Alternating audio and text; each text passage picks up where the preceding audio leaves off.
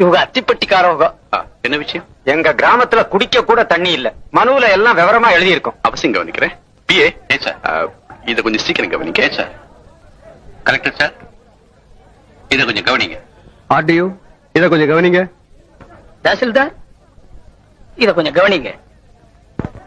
டப்பா வர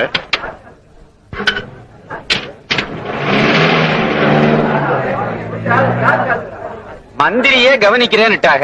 நம்ம ஊருக்கு கண்டிஷனா தண்ணி வந்துரும். உறவு என்ன, மகசர் போய் சேர வேண்டிய இடத்துல சேர்ந்துருச்சு இல்ல.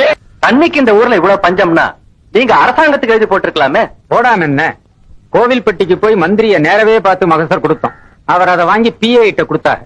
பிஏ அதை கலெக்டர்கிட்ட கொடுத்தாங்க.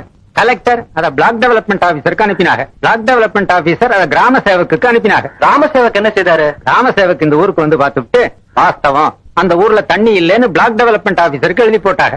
பிளாக் டெவலப்மெண்ட் ஆபீசரும் வாஸ்தவம் அந்த ஊர்ல தண்ணி இல்லைன்னு கலெக்டருக்கு எழுதி போட்டாங்க. கலெக்டரும் வாஸ்தவம் அந்த ஊர்ல தண்ணி இல்லைன்னு பிஏக்கு எழுதி போட்டாங்க.